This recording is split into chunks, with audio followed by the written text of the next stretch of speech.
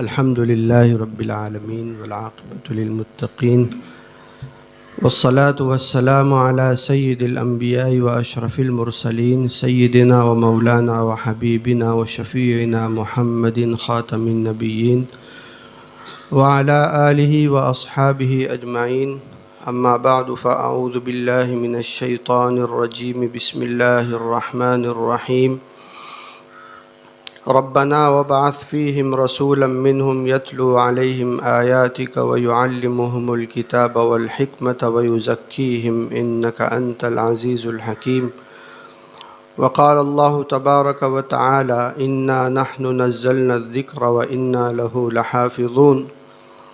وقال رسول الله صلى الله عليه وسلم خيركم من تعلم القرآن وعلمه. وقال رسول الله صلى الله عليه وسلم يقال لصاحب القرآن اقرأ وارتق ورتل كما كنت ترتل في الدنيا فإن منزلك عند آخر آية تقرأها أو كما قال عليه الصلاة والسلام. صدق الله العظيم وصدق رسوله النبي الأمي الكريم ونحن على ذلك لمن الشاهدين والشاكرين. بزرگان محترم، حضرات اساتذہ اعظام اور عزیز طلباء، آج ہم لوگوں کے لیے اس مدرسے سے تعلق رکھنے والے ہر فرد کے لیے مسرت اور شادمانی کا ایک یادگار اور حسین موقع ہے. یہ تاریخی دن ہے کہ جس میں ہمارے ادارے کے 43 سعادت مند طلباء نے اپنے آپ کو تکمیل حفظ قرآن کی دولت سے سرفراز کیا، اور چند طلباء نے اپنی قراءت کی تکمیل کی، اور ایک بہت بڑا مجمع اس مبارک اور مسعود گھڑی میں حاضر رہا، موجود رہا، اور اس کی برکتوں اور انوار سے محظوظ ہوا. ہم لوگوں کے یہاں چونکہ اللہ رب العزت کی یہ دولت اور یہ نعمت بڑی وافر مقدار میں موجود ہے، اس لیے ہمارے یہاں اس پر خوشی منانے کا کوئی زیادہ اہتمام نہیں کیا جاتا ہے. جو دوسرے ایسے ممالک جہاں یہ نعمت بہت قلیل ہے، شاذ و نادر ہے، وہاں جب کوئی بچہ حافظ قرآن ہوتا ہے، ایک بچہ، آج ہمارے یہاں ماشاءاللہ 43 طلباء نے حفظ قرآن کی تکمیل کی ہے، اور اس سے پہلے جو حفظ قرآن کر چکے ہیں اگر ان کی تعداد کو ہم ساتھ میں ملاتے ہیں تو 1683 طلباء اس مدرسے سے حافظ بن چکے ہیں. تو کوئی ایک بچہ جب حفظ قرآن کی تکمیل کرتا ہے تو اس پر بڑی خوشیاں منائی جاتی ہیں، اس کو بڑے بڑے انعامات و اعزازات سے نوازا جاتا ہے، اس کی خوشی میں بڑی بڑی دعوتیں کی جاتی ہیں. بیرون ممالک کا حال ہمارے حضرت مفتی صاحب دامت برکاتہم نے سنایا کہ امریکہ میں، کینیڈا میں، انگلینڈ میں اس کا بڑا اہتمام کیا جاتا ہے. اور ویسے ہمارا جو سنہرا دور تھا مسلمانوں کا، اس میں بادشاہوں کی طرف سے بڑے بڑے اعزازات دیے جاتے تھے. حفظ قرآن کی تکمیل کرنے والے کو اور اس کے والدین کو بڑے بڑے انعامات سے سرفراز کیا جاتا تھا. ابھی تاریخ امت مسلمہ کی 4 جلد آئی ہے، اس میں سلطان صلاح الدین ایوبی رحمۃ اللہ علیہ کے بڑے عجیب و غریب حالات لکھے ہیں. اس میں ایک بات یہ بھی لکھی ہے کہ ان کو قرآن سے بڑا شغف تھا. خود تو حافظ نہیں تھے لیکن حفاظ سے قرآن سننے کا بڑا اہتمام تھا. رات کو 3 4 پارے وہ کسی حافظ قرآن سے نماز کی حالت میں سنتے تھے. یہ ان کا روزانہ کا معمول تھا. ایک مرتبہ کہیں سے گزر رہے تھے تو انہوں نے دیکھا کہ ایک بچہ اپنے والد کو بہت اچھی آواز میں قرآن سنا رہا ہے. تو وہیں ٹھہر گئے، بیٹھ گئے، اس کا قرآن سنا اور اس کے بعد پھر اس کو اپنے دسترخوان سے بہترین کھانا عنایت فرمایا، اس کو بہت سارے انعامات دیے اور اس کے والد کو کھیتی کی زمین کا ایک بہت بڑا پلاٹ ہدیہ کیا. زرعی زمین کا بڑا رقبہ اس کے والد کو ہدیے کے طور پر دیا. واقعہ یہ ہے کہ یہ کوئی معمولی دولت نہیں ہے. قرآن کریم کے اندر اللہ رب العزت نے قرآن کریم کی حفاظت کا وعدہ فرمایا ہے. انا نحن نزلنا الذکر و انا لہ لحافظون. قرآن کو ہم نے اتارا ہے اور ہم ہی اس کی حفاظت کرنے والے ہیں. قرآن کریم سے پہلے جتنی آسمانی کتابیں نازل ہوئی، زبور، تورات، انجیل، جتنے صحف نازل ہوئے، ان میں سے کسی کی حفاظت کا اللہ رب العزت کی طرف سے وعدہ نہیں کیا گیا، بلکہ اس کی حفاظت کی ذمہ داری بھی انہی کے سپرد ہو گئی. قرآن کریم کے اندر اس کی طرف اشارہ موجود ہے. اللہ تعالیٰ فرماتے ہیں بِمَسْتُحْفِظُوا مِن کتاب اللہ.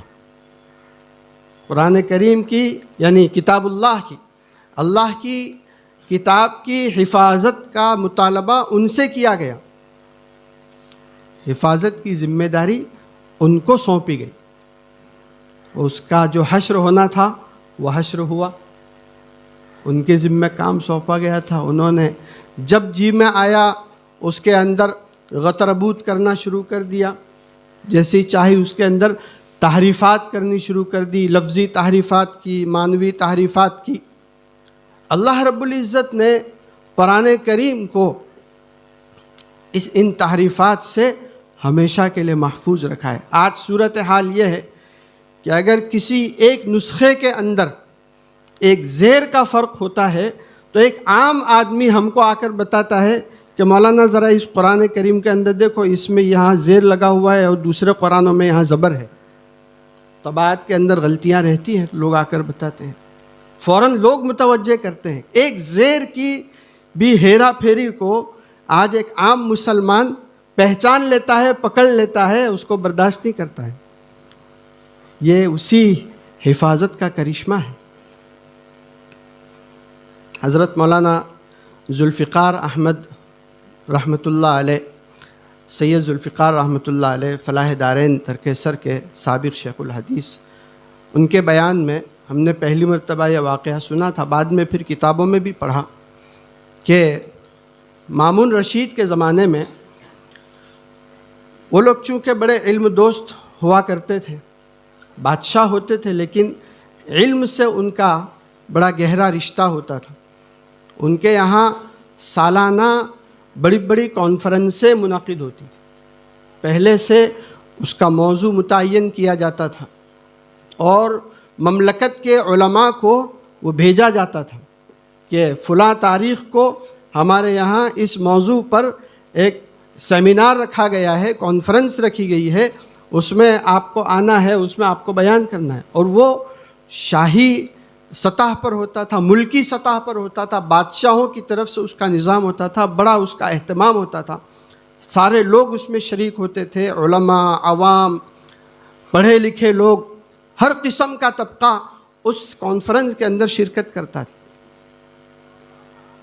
اس کے اندر ایک عیسائی بھی ہمیشہ شرکت کرتا تھا اس کانفرنس کے اندر. وہ جب بھی وہ اس علمی مجلس کے اندر آتا جو سال میں ایک مرتبہ لگا کرتی تھی، تو مامون رشید کا اس سے تعلق بھی تھا، تو اس سے پیار محبت کے انداز میں اس کو اسلام قبول کرنے کی اس کو دعوت دیتا کہ آپ اسلام قبول کر لیجیے، لیکن وہ ہمیشہ ٹال دیتا تھا، اس نے اسلام قبول نہیں کیا۔ ایک مرتبہ اسی طرح سے جب وہ سالانہ سیمینار منعقد ہوا تو پھر اس میں وہ عیسائی آیا، اس نے مامون نے دیکھا کہ مسلمان ہو چکا ہے۔ خیر سیمینار جب مکمل ہوا، مجلس سے لوگ فارغ ہوئے، تو مامون کو کب سے بے چینی تھی اس سے ملنے کی، اس کو پوچھنے کی کہ بھئی یہ اسلام آپ کے قبول کرنے کا سبب کیا ہوا۔ تو جب مجلس مکمل ہوئی تو مامون نے اس سے ملاقات کی، اس کو مبارکباد پیش کی کہ آپ نے اسلام قبول کر لیا، میری دیرینہ تمنا تھی، آپ نے اس اسلام کو قبول کیا، میں آپ کو مبارکباد پیش کرتا ہوں، لیکن میرا آپ سے سوال یہ ہے کہ میں اتنے سالوں سے آپ کو اسلام قبول کرنے کی، ایمان کی دعوت دے رہا تھا، آپ نے اس وقت میری دعوت کو تو قبول کیا نہیں، اب آخر وہ کون سی بات ایسی پیش آئی کہ آپ نے اسلام قبول کر لیا؟ اس پر اس نے جو جواب دیا وہ بڑا حیرت ناک ہے۔ اس نے کہا کہ میں اصل میں ایک بہت اچھا خطاط ہوں، اچھا کاتب ہوں، میری تحریر بہت عمدہ ہے، بہت اچھی ہے، اور یہی میرا پیشہ ہے، اسی سے میں کتابیں لکھتا ہوں، اسی کو فروخت کرتا ہوں، میرا ذریعہ معاش یہی ہے۔ تو کتابیں مختلف قسم کی لکھتا ہوں، ایک کتاب پوری ہوتی ہے تو پھر دوسری تلاش کرتا ہوں لکھنے کے لیے۔ تو ایک مرتبہ ایسا ہوا کہ میں نے سوچا کہ چلو میں انجیل لکھتا ہوں اور اس کو فروخت کرتا ہوں۔ اس نے انجیل لکھی، اور انجیل لکھنے کے زمانے میں اپنی طرف سے بہت ساری تحریفات کی، اپنی طرف سے کچھ کا کچھ لکھ دیا، بالکل الٹ پلٹ، جس کا کوئی اصل مضمون سے کوئی جوڑ نہیں۔ اس نے کہا کہ میں نے لکھا، بہت عمدہ اعلیٰ خط کے اندر لکھا، اور میں نے اس کو فروخت کرنا شروع کیا، تو اس کے خط کی عمدگی کی وجہ سے میری وہ کتاب جو ہے ہاتھوں ہاتھ نکل گئی، تو مجھے اس میں بہت پیسہ ملا، تو بہت خوش ہوا۔ اس کے بعد پھر میں نے سوچا کہ چلو اب انجیل سے تو ہم نے کما لیا، اب ہم اسی طرح سے تورات کو بھی کرتے ہیں۔ پھر اس نے تورات کے اوپر محنت کی، تورات کو لکھا، بہت عمدہ خط کے اندر لکھا، اور اس میں بھی اسی طرح سے اپنی طرف سے بہت ساری تحریفات کر کے پھر اس نسخے کو بیچنا شروع کیا، وہ بھی ہاتھوں ہاتھ نکل گئے۔ پھر اس نے سوچا کہ چلو اب میں قرآن کریم کے ساتھ یہ کام کرتا ہوں۔ اس نے قرآن کریم کو لکھا، اور اس کے اندر بھی اسی طرح جیسے انجیل کے اندر، جیسے تورات کے اندر اس نے ادھر ادھر سے تحریفات کی تھی، قرآن کریم کے اندر بھی اس نے اسی طرح سے اپنی طرف سے تحریفات ادھر کا ادھر مضمون لکھ کر کے اس کو کہتا ہے کہ میں بیچنے کے لیے بازار میں گیا ہوں، تو پورے بازار کے اندر کوہرام مچ گیا، صرف ایک کاپی کی وجہ سے۔ باقی ساری کاپیاں تو ایسی کی ایسی رکھی ہوئی ہے، اس ایک کاپی کی وجہ سے پورے بازار کے اندر مسلمانوں نے کوہرام مچا دیا کہ یہ قرآن صحیح نہیں لکھا ہے، اس قرآن کے اندر غلطیاں ہیں، اس قرآن کے اندر گڑبڑ ہے، اس قرآن کو کوئی نہ خریدے۔ اور میرے اس قرآن کو ایک بھی بندے نے نہیں خریدا، بلکہ میرے لیے وہاں سے جان بچا کر نکلنا مشکل ہو گیا۔ اس دن میرے دل کے اندر یہ بات آئی کہ یہ واقعتاً کوئی چیز ہے جس کی حفاظت اللہ رب العزت کی طرف سے کی جا رہی ہے، اور یہی سچی کتاب ہے، یہی سچا دین ہے، یہی سچا اور برحق مذہب ہے۔ میں نے اسی دن اسلام قبول کر لیا۔ تو یہ قرآن کریم کی حفاظت کا جو اللہ رب العزت کی طرف سے وعدہ کیا گیا ہے، یہ جتنے بچے حفظ قرآن کے لیے آتے ہیں، یہ خود آتے نہیں ہیں، یہ بھیجے جاتے ہیں۔ یہ ایک خدائی مشن ہے، حفاظت قرآن کا ایک خدائی مشن ہے، اور حفظ قرآن کرنے والے طلباء جو ہیں وہ اس مشن کا ایک حصہ ہیں، خدائی مشن کا حصہ ہیں۔ جو حفظ پڑھانے والے اساتذہ ہیں وہ خدائی مشن کا حصہ ہیں۔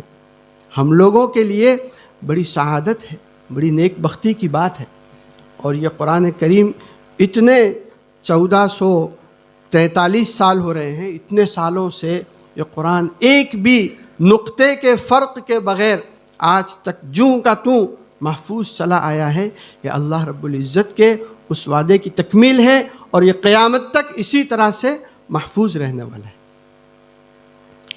ہمارے استاذ محترم حضرت مولانا ابراہیم صاحب پٹنی دامت برکاتہم نے جلالین کے سبق میں ایک مرتبہ سنایا تھا کہ جس زمانے میں ہندوستان کے اندر انگریزوں نے قبضہ کیا تھا تو اس زمانے میں انہوں نے اسلام کو اور مسلمانوں کو اور قرآن کو مٹانے کے لیے طرح طرح کے ہتھ کنڈے آزمائے، جس میں سے ہر ایک میں اللہ تعالیٰ نے ان کو فیل کیا۔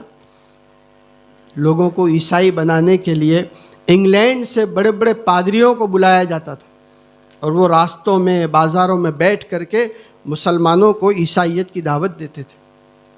اسی طرح سے ایک مرتبہ ان لوگوں نے یہ طے کیا اور یہ فیصلہ کیا کہ پورے ہندوستان، غیر منقسم ہندوستان جو آج کا پاکستان، بنگلہ دیش، وہ سب اس کے اندر آ جائے گا، کہ پورے غیر منقسم ہندوستان کے اندر سے قرآن کریم کا ایک ایک نسخہ چن چن کر کے لیں گے اور اس کو جلا کر کے ختم کر دیں گے۔ گویا ملک کے اندر قرآن کریم کا ایک بھی نسخہ محفوظ نہیں رہنا چاہیے، بچنا نہیں چاہیے، سب ختم ہو جائیں۔ یہ وہ زمانہ تھا جب حضرت شاہ ولی اللہ محدث دہلوی رحمۃ اللہ علیہ مسند الہند موجود تھے اور حضرت کی روحانی قوت سے اس ملک کے مسلمانوں کو پوری طرح سے فائدہ حاصل ہو رہا تھا، اور انگریز کی آنکھ میں آنکھ ڈال کر کے حضرت شاہ صاحب رحمۃ اللہ علیہ باتیں کیا کرتے تھے۔ حضرت شاہ صاحب رحمۃ اللہ علیہ اس زمانے کے اندر انگریز حاکموں سے ملاقات کرتے تھے اور ان سے فرماتے تھے کہ ٹھیک ہے، ہم اس میں آپ کو رکاوٹ نہیں ڈالیں گے، آپ جتنے چاہیں قرآن کریم کو جلا سکتے ہیں، تمہاری حکومت ہے، تم جو چاہو کر سکتے ہو، لیکن میں ایک سوال کرتا ہوں کہ قرآن کریم کے ان نسخوں کو مان لو کہ تم نے جلانے میں کامیابی حاصل کر لی، لیکن سوال یہ ہے کہ ہمارے 7 8 9 سال کے جو بچے اپنے سینے کے اندر پورے قرآن کو محفوظ رکھتے ہیں، اس قرآن کو تم کیسے ختم کرو؟ اس قرآن کو ختم کرنے کا تمہارے پاس کیا راستہ ہے؟ تم اس کو ختم نہیں کر سکتے۔ قرآن کریم کو تم جتنی بھی محنت کر لو گے، پوری دنیا مل کر کے اس کو اگر ختم کرنے کی کوشش کرے گی، اس کو ختم نہیں کر سکے۔ ہم نے جو رشیا کے اندر جو حکومت آئی تھی، دہریہ حکومت جس زمانے کے اندر آئی تھی، اس زمانے کے اندر مدارس کے اوپر پابندی، مکاتب کے اوپر پابندی، مساجد کے اوپر پابندی، عربی الفاظ کے استعمال کے اوپر پابندی، ہر چیز کے اوپر پابندی لگائی گئی۔ ہم تصور اور خواب نہیں دیکھ سکتے تھے اس طرح کے مدارس میں بیٹھ کر کے تعلیمی سلسلوں کے جاری رکھنے کا۔ وہ زمانہ تھا، یا تو اس کو جیل میں ڈال دیا جاتا تھا یا پھر اس کو اسی وقت ختم کر دیا جاتا تھا۔ اگر کوئی قرآن کے ساتھ، دینی تعلیم کے کسی بھی شعبے کے ساتھ اگر کسی کا کوئی تعلق پایا، باقاعدہ حکومت کی طرف سے پولیس گھومتی رہتی تھی۔ ایسے ماحول کے اندر بھی اللہ کے کچھ بندے ایسے ہوتے تھے، اپنے گھروں کے اندر آدھی رات کو اٹھ کر کے اپنے بچوں کو تہخانوں کے اندر بیٹھ کر کے کوئی حفظ کرا رہا ہے، کوئی حدیث پڑھا رہا ہے، کوئی فقہ پڑھا رہا ہے، اور اسی کی برکت سے یہ سلسلہ آج ہم تک پہنچا ہے۔ سلسلہ بیچ میں کہیں منقطع نہیں ہوا ہے۔ گھر کے اندر تہخانے میں جانے کے راستے ایسے، دروازے ایسے بناتے تھے کہ گھر کے انسان کے علاوہ کسی کو پتہ نہیں چل سکے کہ نیچے جانے کا راستہ کہاں ہے۔ ایسے تہخانے بنائے گئے، اس کے اندر بیٹھ کر کے ایسی حالت کے اندر لوگوں نے بیٹھ کر کے اس قرآن کو بچایا ہے، اس قرآن کی حفاظت کی۔ یہ اور اس سے پہلے رشیا کا تو زمانہ بہت بعد کا ہے، لیکن اس سے پہلے جو تاتاری فتنہ جب آیا تھا، اس کے حالات یہاں تاریخ امت مسلمہ کی 4 جلد کے اندر بہت تفصیل سے مولانا اسماعیل ریحان صاحب نے لکھے ہیں۔ ہم علماء کے لیے، طلباء کے لیے وہ خاص مطالعے کی چیز ہے، پڑھنے کی چیز، عجیب و غریب عبرتناک چیزیں اس کے اندر انہوں نے لکھی ہیں۔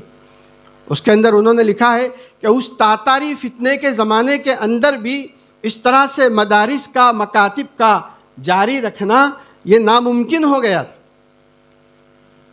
کہ اس طرح آپ آزادی کے ساتھ کھل کر کے نہ دین سیکھ سکتے تھے، نہ دین سکھا سکتے تھے، نہ قرآن پڑھ سکتے تھے، نہ قرآن پڑھا سکتے تھے۔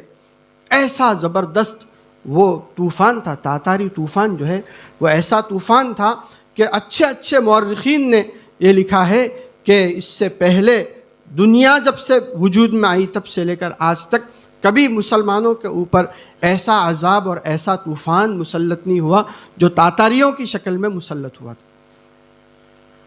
اس زمانے کے اندر بھی کچھ اللہ کے بندے ایسے تھے جو چھپ چھپ کر تنہائیوں میں آدھی راتوں کو اٹھ کر کے وہ قرآن کریم کو پڑھنے پڑھانے میں، سیکھنے سکھانے میں، دین کی حفاظت میں، اور جو امانت ان تک ان کے اسلاف نے پہنچائی تھی اس کو آگے کی نسلوں تک پہنچانے کے لیے اپنے آپ کو انہوں نے مشغول رکھا۔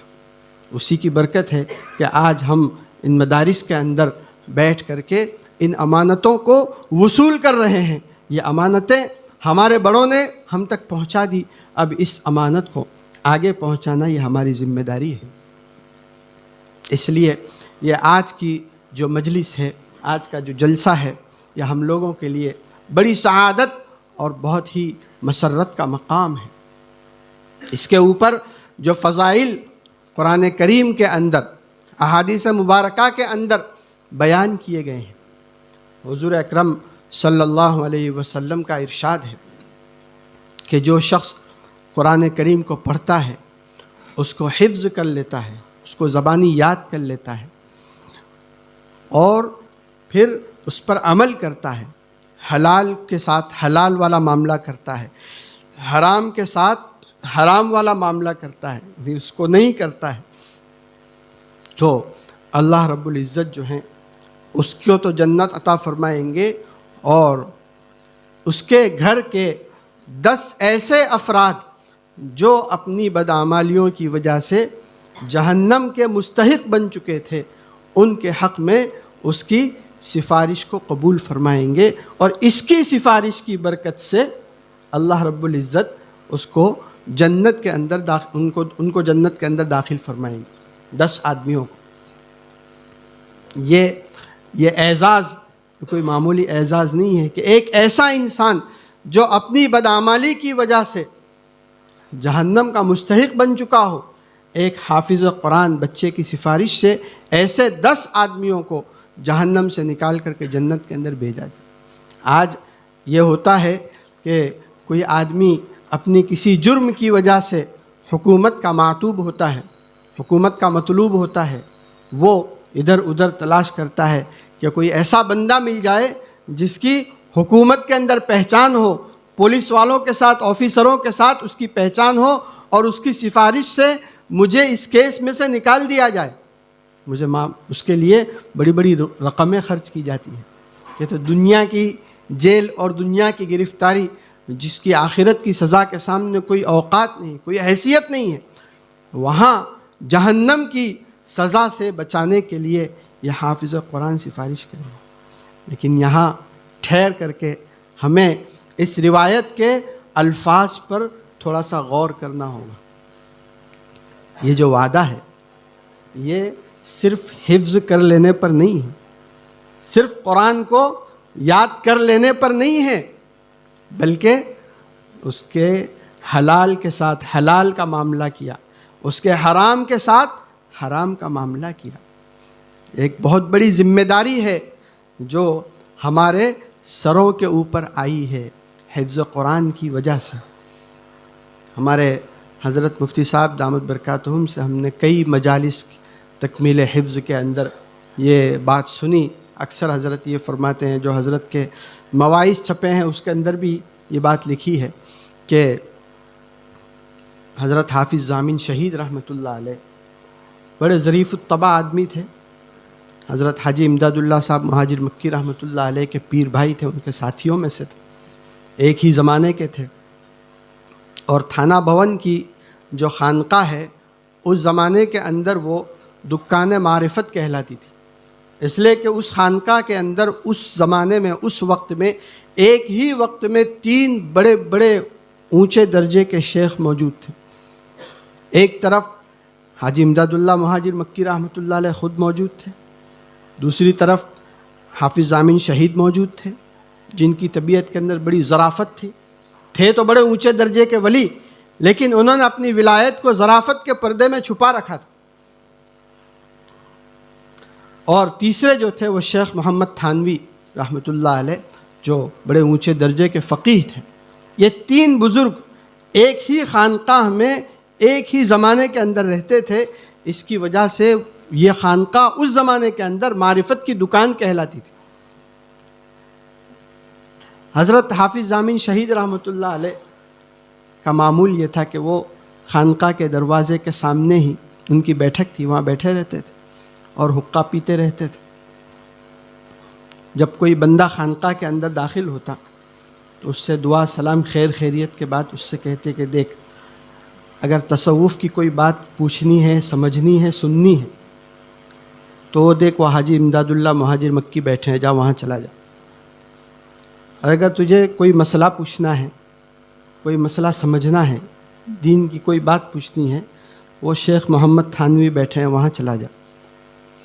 اور حقہ پینا ہے تو یاروں کے پاس آ کے بیٹھ جا۔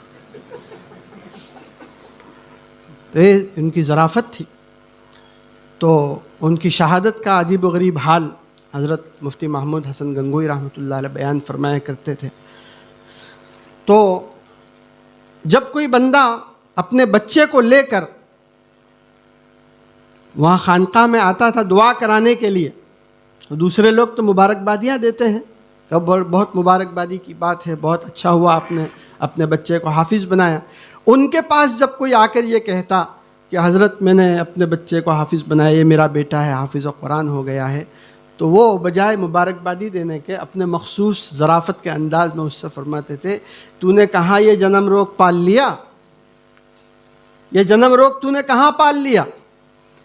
اس کا مطلب یہ ہے کہ تم نے قرآن حفظ تو کر لیا، لیکن اب 24 گھنٹے اس کی دیکھ بھال بھی تم کو کرنی پڑے گی۔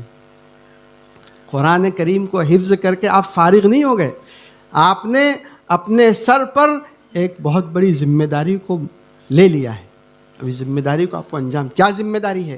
اس کی ذمہ داری ہے، ابھی آپ نے جو دعا پڑھی، سب حضرات نے دعا پڑھی، تکمیل حفظ والوں نے بھی دعا پڑھی، تکمیل قرات والوں نے بھی دعا پڑھی، اس کے اندر ایک جملہ ہے وَارْزُقْنِي تِلَاوَتَهُ آنَاءَ اللَّيْلِ وَآنَاءَ النَّهَارِ۔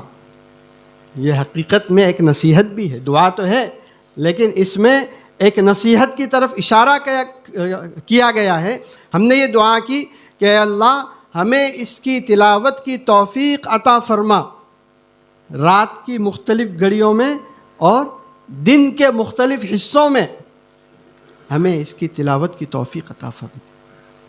اب یہ موقع آیا ہے کہ جب پوری دنیا کے لوگ رات کو میٹھی نیند کے مزے لے رہے ہوں، اس وقت آپ کی یہ ذمہ داری بنے گی کہ اپنی مختصر سی ضروری نیند لے کر کے اٹھیں اور تہجد کے اندر قرآن کریم کی تلاوت کریں۔ یہ ذمہ داری ہے۔ اسی لیے حدیث شریف کے اندر یہ آتا ہے، حضرت شیخ رحمۃ اللہ علیہ نے فضائل اعمال میں اس روایت کو ذکر کیا ہے، قیامت کے دن حافظ قرآن کے لیے قرآن کریم سفارش کرے گا اور اللہ رب العزت سے یہ کہے گا، اے اللہ آپ اس کو جنت کے اندر داخل فرمائیے، اس لیے کہ دنیا کے اندر لوگ جب میٹھی نیند کے مزے لے کر کے سو رہے ہوتے تھے تب یہ بندہ اٹھتا تھا اور نماز کے اندر میری تلاوت کرتا تھا۔ میں نے اس کو راتوں کو سونے نہیں دیا، میں نے اس کو دن میں آرام کرنے نہیں دیا، آپ اس کو جنت میں داخل فرمائیے۔ یہ ایک بہت بڑا حق ہے، جیسے قرآن کریم کو حفظ کرنا یہ قرآن کریم کا حق ہے، قرآن کریم کو نماز کے اندر پڑھنا۔ آج تو ہمارے یہاں مسئلہ یہ ہو گیا ہے کہ نفس تلاوت سے ہی ہم خالی ہو چکے ہیں، نفس تلاوت کا ہی کوئی گزر نہیں ہے۔ ایک بہت بڑا المیہ ہے، ہمارے یہاں بڑا اہتمام ہوتا ہے حفظ کا اور تکمیل حفظ کے اوپر اس اظہار مسرت کا، ان کے اعزاز کا سارا اہتمام ہوتا ہے، لیکن اس کے بعد یہ ہوتا ہے کہ قرآن کریم جو ہے ہماری زندگی کے اندر سے بالکل نکل جاتا ہے، نہ ہم اس کی تلاوت کرتے ہیں، نہ اپنی زندگی کو اس کے مطابق ڈھالنے کا جو اہتمام ہونا چاہیے وہ اہتمام ہی کرتے ہیں۔ اس لیے آج میں جن طلباء نے تکمیل حفظ کی ہے ان سے میں یہ مؤدبانہ درخواست کروں گا کہ اگر آپ لوگوں کا یہ معمول ہے، تہجد میں اٹھ کر تلاوت کرنے کا یہ معمول ہے تو بڑی مبارکبادی کی بات ہے، لیکن اگر یہ معمول نہیں ہے تو آج ہی سے آپ اس معمول کو شروع کر دیجئے، اور یہ نیت کر لیجئے کہ جب تک سانس ہماری باقی رہے گی، جب تک ہماری جان باقی رہے گی، تب تک اس معمول کو بلا ناغہ جاری رکھیں گے۔ یہ قرآن کریم کا حق ہے کہ راتوں کو اٹھ کر کے اس کی تلاوت کی جائے، نماز کے اندر تلاوت کی جائے، نماز کے باہر تلاوت کی جائے، دن کے مختلف حصوں کے اندر اس کی تلاوت کی جائے۔ اور دوسری چیز جو ہے وہ اس کے اوپر عمل کا اہتمام، ہماری زندگی قرآن کریم کے مطابق ہو، قرآنی احکام ہماری زندگیوں کے اندر ہوں، ہماری زندگی قرآن کریم کی تعلیمات سے سرے منہ ہٹی ہوئی نہ ہو، چاہے ہمیں اس پر عمل کرنے میں کتنا ہی بوجھ پڑے، یہ ہمارا حق، ہمارے اوپر قرآن کا حق ہے۔ فَأَحَلَّ حَلَالَهُ وَحَرَّمَ حَرَامَهُ، جن باتوں کو قرآن کریم نے حلال کیا ان کے ساتھ حلال کا معاملہ کرے، اور قرآن کریم نے جن باتوں کو حرام ٹھہرا دیا ان کے ساتھ حرام والا معاملہ کرے، اپنی زندگی کو قرآن کریم کے مطابق بنا دے، تب جا کر کے وہ فضیلت ہم کو حاصل ہو۔ اور حدیث شریف کے اندر حضور اکرم صلی اللہ علیہ وسلم کا ارشاد ہے کہ یقال لصاحب القرآن اقرأ وارتقی ورتل کما کنت ترتل فی الدنیا، صاحب قرآن سے کہا جائے گا کہ تو قرآن کریم کو پڑھتا جا اور جنت کے درجات میں چڑھتا جا، جہاں تیری تلاوت ختم ہوگی وہاں تیرا درجہ ہے، وہاں تیرا مقام ہے، وہاں تیرا بنگلہ ہے۔ فَإِنَّ مَنزِلَكَ عِنْدَ آخِرِ آیَةٍ تَقْرَؤُهَا، اور یہاں ایک جملہ ہے، حدیث کے اندر لفظ ہے کما کنت ترتل فی الدنیا، جیسے تو دنیا میں ترتیل سے پڑھتا تھا ویسے یہاں بھی ترتیل سے پڑھ۔ اس پر ہمارے استاذ محترم مولانا ابراہیم صاحب نے بتایا تھا، فرمایا تھا کہ دیکھیے اس سے معلوم ہوا کہ انسان کا دنیا کے اندر تلاوت کا جیسا معمول ہوگا وہاں بھی اسی انداز سے وہ تلاوت کر پائے گا۔ دنیا کے اندر تیز پڑھتا تھا تو وہاں یہ نہیں ہوگا کہ وہاں وہ ترتیل سے پڑھے، دنیا کے اندر تیز پڑھتا تھا وہاں بھی تیز پڑھے گا، دنیا کے اندر ترتیل سے، تدویر سے، اطمینان سے، رعایت تجوید کے ساتھ پڑھتا تھا تو وہاں پھر اسی طرح سے اتنے اطمینان سے وہ پڑھے گا، اور جتنے اطمینان سے، جتنا ٹھہر ٹھہر کر کے پڑھے گا اتنا اس کا مقام اونچا ہو۔ اس لیے جب تلاوت کریں تو تلاوت کرنے کے اندر اس کا بھی اہتمام کریں کہ اطمینان سے، تدویر میں ٹھہر ٹھہر کر کے، مزے لے لے کر کے۔ یہ قرآن کریم ایسی چیز ہے، حدیث شریف کے اندر آتا ہے کہ اللہ رب العزت کبھی بھی کسی بھی بات کو، کسی بھی نبی کے کسی بھی بات پر اتنی توجہ سے کان لگا کر نہیں سنتے ہیں جتنا اس نبی کے کلام کو سنتے ہیں جو قرآن کریم کو عمدہ لب و لہجے میں خوش الہانی کے ساتھ پڑھتا ہے۔ ما اذن اللہ لنبی ما اذن لنبی یتغنى بالقرآن او کما قال علیہ الصلاۃ والسلام۔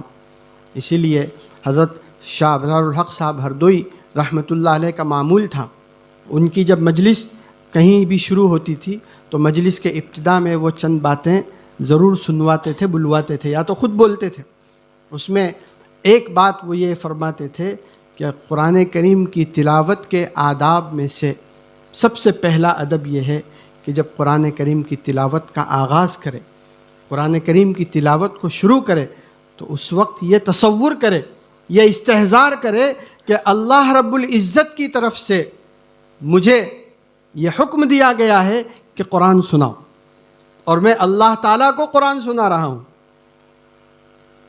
اس تصور کے ساتھ، اس استحضار کے ساتھ جب آدمی قرآن کریم کی تلاوت کرے گا تو جو بہتر سے بہتر انداز ہے، بہتر سے بہتر لب و لہجہ ہے، اس کے مطابق قرآن کریم کی وہ تلاوت کرے گا.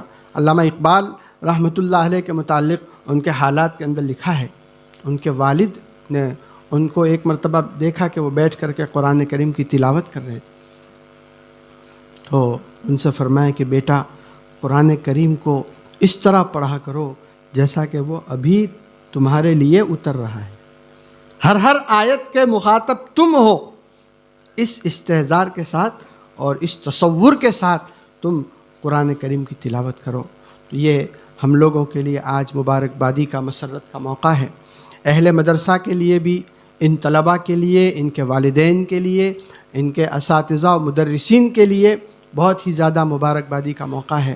اللہ تعالیٰ اس کو قبول فرمائے، اور اس پر جو وعدے حضور اکرم صلی اللہ علیہ وسلم کی زبان مبارک سے دیے گئے ہیں، ان وعدوں کو اللہ رب العزت ہم سب کے حق میں پورا فرمائے، اور اس قرآن کریم کی برکت سے اللہ تعالیٰ ہمارے ادارے کی حفاظت بھی فرمائے، اس کی ہر نوع کی کفالت فرمائے، اس کو ہر نوع کی ترقیات سے مالا مال فرمائے. ای دعا از من و از جملہ جہاں آمین. بعد وآخر دعوانا ان الحمد للہ رب العالمین.